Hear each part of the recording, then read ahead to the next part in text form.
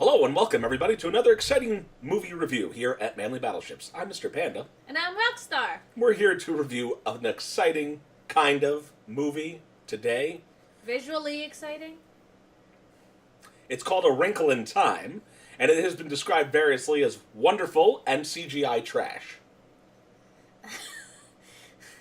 I actually think it was very visually appealing, but that's about it. This is the part where we superimpose the Rotten Tomatoes rating above the screen. And at this point, we're going to give you a brief overview of what's going on with the film. Rockstar has helpfully refreshed her memory on the novel to give you a comparison between the source material and what they put up on the big screen, and then we'll just give you some general impressions of characters, storyline, and whether or not it's worth your time to go see it. Well, don't we usually start with expectations? Sure. Go in with your expectations. What were you thinking about?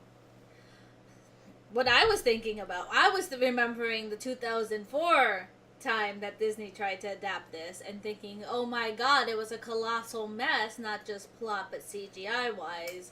It looks like they upped the CGI since then, and it's beautiful, but their plot is still falling by the wayside. So I was already going in with very low expectations.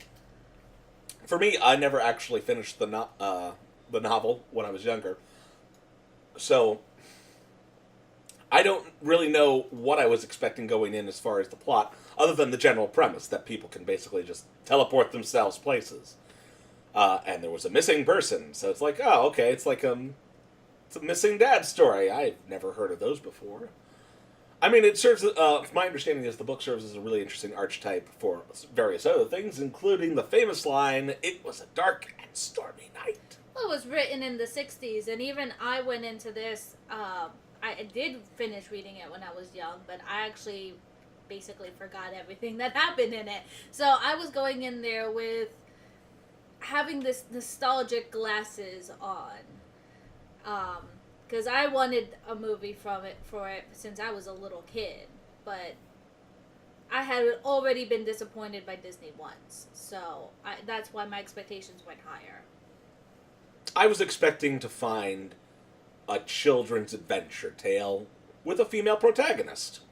That was my expectation going in. There was a little bit of interesting build-up because they seem to be focusing a lot in the PR pitch on the casting, because you had, of course, Oprah, big name involved in it. You have a change-up in I would say in the diversity of the casting, because Yes. the female protagonist is now an African-American girl as opposed to a white girl in the source novel. So they're square. You can kind of see that they're squaring things up for it to be more appealing to a broader audience, which I thought was actually a really cool idea. I'm not gonna bash them for that decision. It's nice when you have a sort of a. I don't want to say it's a bland novel, but conceptually for me, because I didn't get into it when I was a kid, the concept for me wasn't novel enough for me to see it as this original and great idea. So, I mean, I don't mind when people make casting decisions like that, because it still does broaden the appeal. Well, I mean, from what I understand about A Wrinkle in Time, is it was a novel idea when it first came out. I mean, Well, of again, course. it came out in the 60s, so everything that you see that's a trope or a cliche has basically originated from this book. And when I read it, yeah, I was a kid. When I first read it, I was a kid, and I was like, oh, this is like the greatest thing ever. After watching the movie and rereading the book, I'm like, oh my god, my nostalgic glasses. It's like when I decided one Halloween to rewatch Hocus Pocus and realized, oh my god, did I really enjoy this? Or the Jetsons movie. It's like, yeah, it's okay, and I can see where my kids self liked it, but I've grown out of it a long time ago. Yeah. The rose-tinted glasses of age. I almost had a moment like that with the Felix the Cat animated movie. I just don't remember it being as bad as it genuinely is. I'm not saying I ever thought it was a good movie. I just thought it was less terrible. Ah, nostalgia. What you do to us, nostalgia. So that's a summary of our expectations. Going forward, I guess we'll talk about the good points of the movie. Like, where does it succeed? In what they were doing, or in your opinion, staying faithful in particular to the source material. No, see, that's normally I'm all about being faithful to the source material. Having reread the book, a lot of the changes that they made, because even the happy medium used to be a female, she was a completely different character. Actually, there's a lot of different plot changes that I don't want to go into because of spoilers and stuff. If you actually want to go and read the book or watch the movie, but I actually accept every single change they did. I just don't think... I think if they changed it too much, it would have been a completely different thing, and they wouldn't be able to call it A Wrinkle in Time anymore. I mean, they basically did that with World War Z. Well, I'm saying they should have made a completely different movie. There's nothing... They did every single thing they could possibly do to modernize the story, and I feel it's still wasn't enough to merit going and watching it. It's just not that good. It pounds you over the head with its morals. We haven't even gotten to the bad stuff. You're supposed to talk about the good stuff first. Oops. It's pretty. Okay. I mean... That's something. The original 2004 movie suffered from horrible CGI, horrible visuals. This movie at least ups all of that. All of it's really pretty. The modernization is actually, fairly decent for kind of a crap story that it is. But it's really pretty. And I just wanted to like it more than I did. I really did. I tried. For me, I think what you're getting at, and correct me if I'm wrong, this is something that I talk about with some other adaptations. More specifically, this usually only comes up in things with like animated movies to live action movies. Something can work really well in its original format, but the moment you transition it to something else, it's terrible. And you see that a lot with video games, though personally, I don't think that that's really the problem with a lot of video game adaptations. I just think they're handled poorly. Like, the new Tomb Raider movie looks pretty good. Like, clearly, there's ways to do it. But I think, like, A Wrinkle in Time in particular, just... When you put it onto the big screen, you are now faced with the fact that there really wasn't that much excitement to it as a movie to begin with. Yeah. I have similar thoughts about a certain anime movie coming up in the live-action adaptation. But, what I really wanted to see when I was, 8 was to see the beauty and the wonder of outer space, all the wrinkles that every time they transition, they go somewhere new. There is one switch that I'll mention is when Mrs. Whatsit transforms. You may not know this because it was only in the 2004 movie, and in the book she actually transforms into like a centaur type creature. I actually enjoyed the change that she turns into this plant-like thing that just flaps. It seems more mystical, more interesting than, oh, look, she's a centaur. We've seen that a million times. So, yeah, there's not that there was a lack of creative ideas. Oh, yeah, there was beautiful creative ideas. The flowers didn't exist originally in the book, and I thought that was very interesting idea to include when they made their first wrinkle. I was going to say, you mentioned what I didn't mention this in my expectations, but I was kind of on your wavelength there, kind of hoping to see a little more of an environmental diversity. And come to find out, we get through this movie, and they only go to, 3, 4 planets other than Earth? That's still consistent with the book, and... I'm not saying it's inconsistent, I'm just saying, oh, okay, I guess this was more like an afternoon picnic than an epic story. There is one planet they left out, which I wish...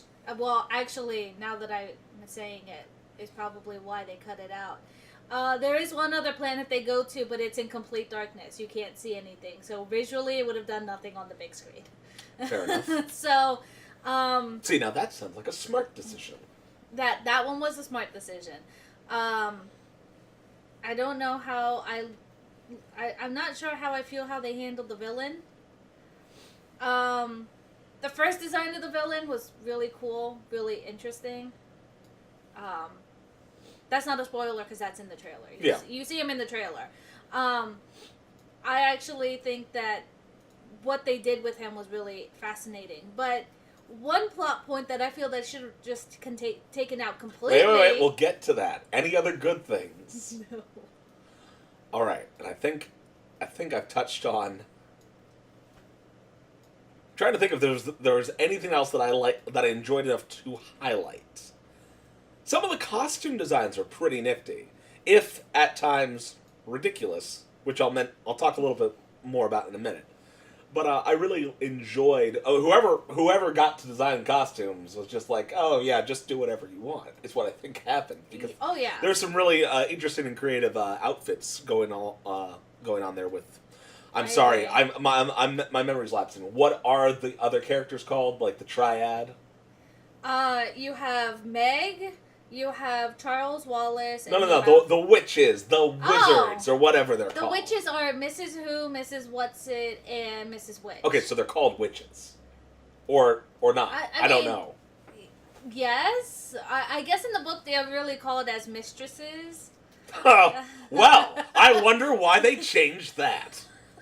So, yeah, I would just refer to them as the witches. It's literally just Mrs. Who, Mrs. Whatsit, and Mrs. Witch. All right. Transitioning into things that the movie definitely doesn't do well on, in one way or another. I assume spoiler-free? No, at this point we're beyond spoilers. Okay, we're going to spoilers then. The one thing that was in... This is actually in the trailer, but I feel that it was a completely not needed in the movie, was when they go to that... when they finally reach... forget what the evil planet was called for some reason, and I just read the book. Darkness. Well, when they reach where the planet where the it is, I know it starts with a K, but they can't see him. The villain is John Cena.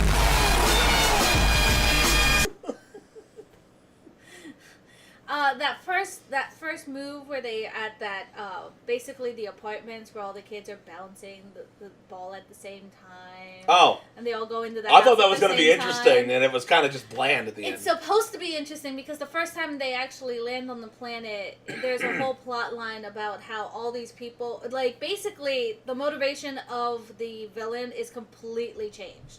The motivation is now it is somebody who plants seeds of doubt and anger and jealousy and removes all and responsibility vanity for bad things on Earth by making it the fault of the it. Except in the book, the it is basically Unity from Rick and Morty. What the it wants is for everyone to be equal, so therefore no one is alone. No, so that no one is different. Everyone's the same. They're going to remove their absolute terror fields? And it's actually really, really sad. They're going to cause the third impact?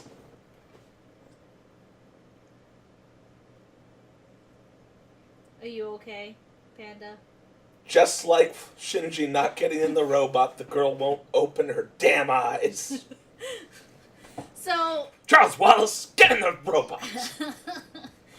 So that part is a complete waste of time because that whole scene is supposed to indicate everyone on that planet lives by the same hourly schedule. You do the same thing every day, every time, and if you don't do it, you get basically sent to the it for reprogramming. So those people are real? Those people are real people who have been... See, that was not made clear to me. Well, I thought that this was something like in Fallout 3 where you go into that one virtual world and everyone's like perfect 1950s. That's what I thought that was. And I think they liked the idea of that part of the planet in the book, but they didn't really execute it all that well because they took away everything that was actually interesting about it for me. Including the it. Like, the whole motivation for the it, I just felt like... Seems weird. Well, I mean, right now... How about Supersized Oprah? Did you like that? I dislike Oprah just based on the fact that she had this complex where she was talking like Captain Kirk. And I'm exaggerating, but... I'm just picturing her in like a McDonald's dress now. Like, supersize me. She was pretty. Her outfits were pretty. But she talked like every word meant something. And she didn't really contribute anything in the end. No. I mean, she contributed more than White Boy. Calvin? Calvin, who literally, you could take him out of the entire movie and nothing, absolutely nothing would have changed. Nothing would be different. All he manages to do is fall and eat sand. Which, if they would have stayed consistent to the book, he wouldn't have even done that because it was Meg who fell. I guess they had to try to make it more interesting. I mean, in the book... Yeah, that's real interesting. We eat sand for breakfast. Here on the planet of the end, we love sand. Because, I mean, I have literally... Not only did I not have any basis to believe those people were real, having demonstrated that they are real, we have no reason to believe they have real food now, because it's just sand! Well... It's like the plot of Aladdin has been transplanted to another planet. There's nothing but sand. How do people even eat? That's okay, so the story about that in the book, it makes it clear that Charles Wallace would taste sand because he was blocking the it out of his mind. The it infiltrates all those people's minds so that they can basically believe anything they're eating is this delicious, amazing thing that they've never had before. So they literally eat sand all the time. Yes, but they believe it's not. Nutritious, organic, unfiltered, Sand. raw sand. It's like quinoa. Oh, and I really hated the glorious part. Gloriousness. Oh, I feel glory. Oh, glorious. Glory. You see I mean, in that fairness, word? as someone who frequently overuses the word glorious, that I wasn't necessarily bothered by it. It just seemed like a really weird word to use. Well, I felt like they were saying it and they didn't understand what they were saying. Yeah. I don't think you know what that word means.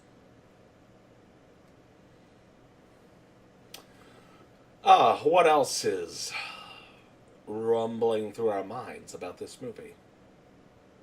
Well, as I was kind of alluding to earlier, I felt like, as I was reading the book, I don't think there was any way to salvage the plot. I mean, I could think of ways to write a slightly more interesting story. I just don't think it would necessarily be A Wrinkle in Time anymore. That was my point. I could take that premise and do something with it, but I feel like A Wrinkle in Time is definitely something that might have been better situated in the miniseries / Netflix world of things. Well, possibly if you were considering of opening it up to the rest of the book series. We'll take into account a similar issue with what happened with a series of unfortunate events. Didn't really work out as a major motion picture, even though, arguably, in some respects, a series of unfortunate events is at least as interesting as Harry Potter, if not more so at times. But it almost feels like that was the hipster Harry Potter of its day. Like, oh, I don't read Harry Potter, I read a series of unfortunate events. And it didn't work out as a movie for multiple reasons, but it's been doing really well as a Netflix series. So, I mean, A Wrinkle in Time definitely feels like it's in that same vein. Like, it's not front line enough to have succeeded as a big movie. It's something that feels like it should be locked in to the television or miniseries front. Well, what upset me too was I love watching kids movies. You know this. I just love watching kids movies. And my biggest love of movies are the morals, especially when it's one of those morals that doesn't pound you over the head every second.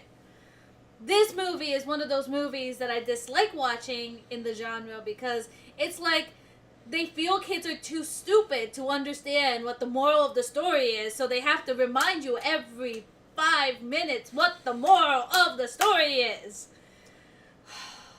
Put another way, usually the idea when you put out a picture that's for a general audience is that you want to appeal to both the kids and the parents.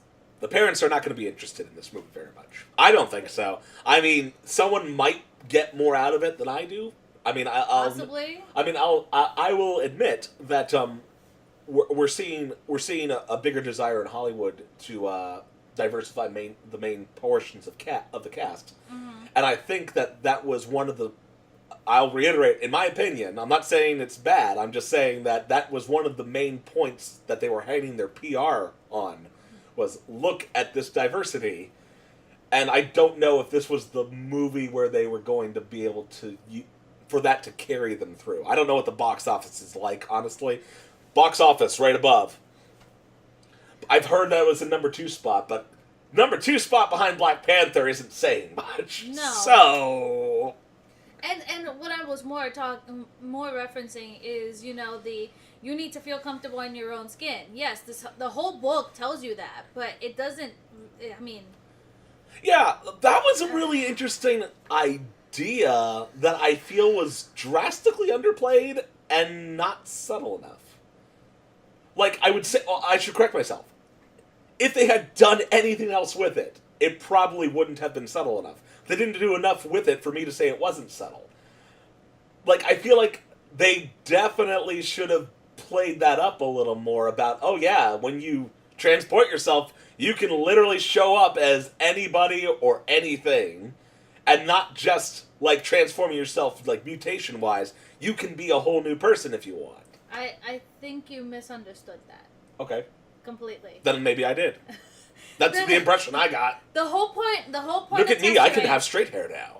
No, the whole point of tessering is you need to feel comfortable in your own skin and not want to come back as somebody else. You need to want to come back as yourself because you love yourself. That was the whole reason Meg was having trouble tessering and why she felt pain, was because since you cannot change to somebody else or not want to come back at all from tessering, you become suffocated in the tessering. I mean, I guess that makes sense. I just felt like there was an implication that she could potentially change who she was. I mean, I don't know. I haven't read the rest of the books. I don't know. The book doesn't really go into that moral. I mean, with any kind of... That's an added moral that they added to it. Oh, okay. I was going to say, like, when it comes to, like, concepts of astral projection, which is essentially, we're working with an early trope form of astral projection, I almost feel like that would be a given, and I thought that's what they were getting at was, oh yeah, if you just take control of yourself, oh yeah, you can be this girl now. You just have to beam back like that. No. It's the complete opposite. It was because she was not comfortable in her own skin that she felt like she was being suffocated, and so you need to feel comfortable in your own skin. That's why the last one, they extended that long tessering scene to where she's like, Well, yeah, I figured out that part, but then why the hell was the it tempting her? Because with it, I don't know what again, the motivations for the it make no sense because that's not what was in the book. So I mean, I have no idea. I just felt like everything that was... again, maybe I'll read the books just to try to sort this out in my mind better, but, like, between, like, the transmutation on the green with the flowers and shit, like, oh, look at me, I'm a floppy piece of lettuce. Well, that's only because the other plot point that... I'm a floppy piece of lettuce. Great. I am a Senate! You just ruined the best part of the movie for me.